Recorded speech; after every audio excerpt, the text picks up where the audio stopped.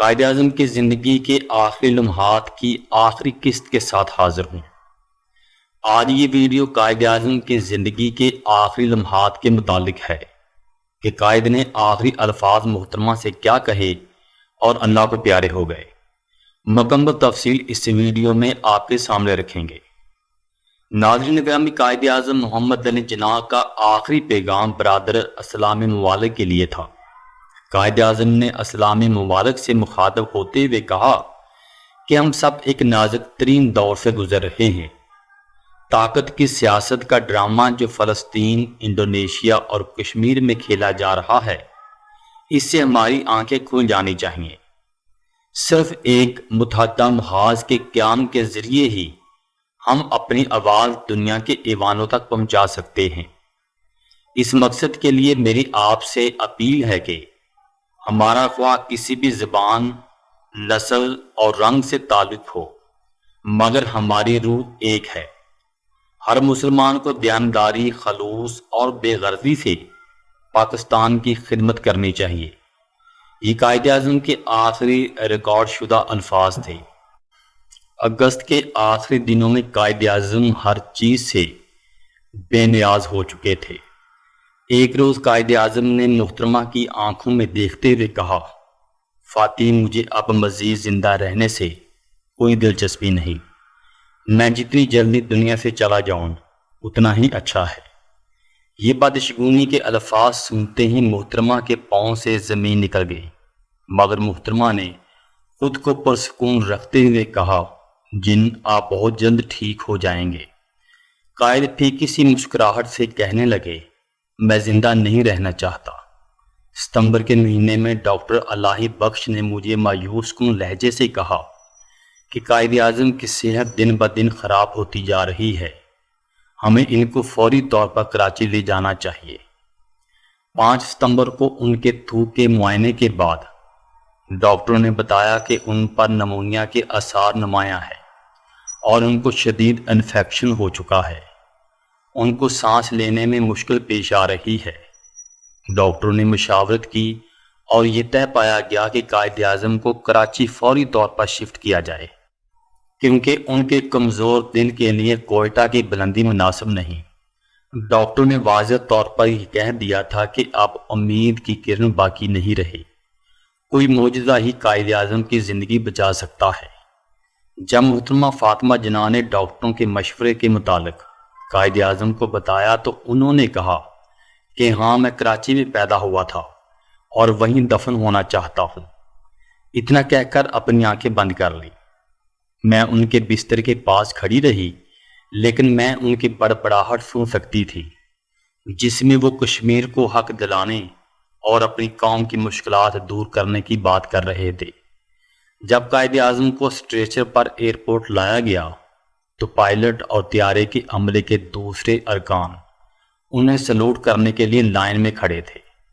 قائد اعظم نے بامشکل اپنا کمزور ہاتھ اٹھا کر ان کو سلوٹ کا جواب دیا۔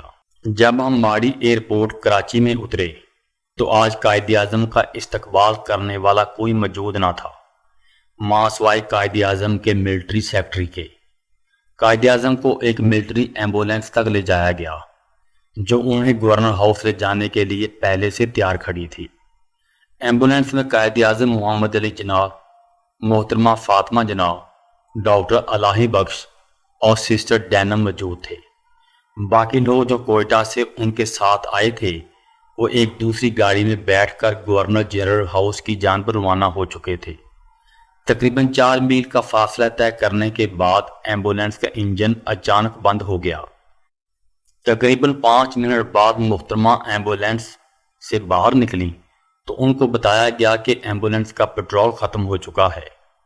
ڈرائیور نے بے چینی کے عالم میں انجن کو دیکھنا شروع کر دیا، مگر سٹارٹ نہ ہو سکا۔ جب محترمہ دوبارہ ایمبولینس میں داخل ہوئی تو قائد اعظم نے آہستہ سے حرکت کی اور اپنی آنکھیں کھولیں اور بے بسی کے انداز میں ایمبولینس رکنے کی وجہ پوچھی تو ان کو بتایا گیا کہ ایمبولینس خراب ہو گئی ہے، تو انہوں نے آنکھیں بند کر لی۔ قائد اعظم کو کار میں منتقل نہیں کیا جا سکتا تھا کیونکہ کار چھوٹی تھی اور اس میں اسٹریچر نہیں رکھا جا سکتا تھا، جہاں پر ایمبولینس خراب ہوئی وہاں پر سینکڑوں جھگیاں تھیں جو اس بات سے بے خبر کام کاج میں مصروف تھے کہ ان کے قائد جنہوں نے ان کے لیے ایک الگ وطن حاصل کرنے کے لیے دن رات محنت کی اور اپنی بیماری کی بھی پرواہ نہ کی، ان کے آئین درمیان میں ایک ایمبولینس میں بے یار و مددگار پڑے ہوئے ہیں جس کا پیٹرول ختم ہو چکا ہے۔ بے شمار گاڑیاں سڑک سے ہارن بجاتے ہوئے گزر رہی تھی، لیکن کسی کو بھی اندازہ نہیں تھا کہ اس ایمبولینس میں کتنا عظیم اور کتنا قیمتی انسان بے بسی کے عالم میں پڑا ہوا ہے۔ ایمبولینس خراب ہونے کے 1 گھنٹے بعد دوسری ایمبولینس آئی، قائد اعظم کا اسٹریچر اس میں منتقل کیا گیا اور ہم گورنر جنرل ہاؤس کی جانب روانہ ہو گئے۔ 2 گھنٹے میں کوئٹہ سے کراچی پہنچے اور 2 گھنٹے میں کراچی ایئرپورٹ سے گورنر ہاؤس جانے میں لگے۔ ڈاکٹروں نے ان کا معائنہ کیا اور کہا کہ ہوائی سفر ایمبولینس کے تکلیف دہ واقعے کے باوجود بھی ان کی صحت پر کوئی برے اثرات مرتب نہیں ہوئے۔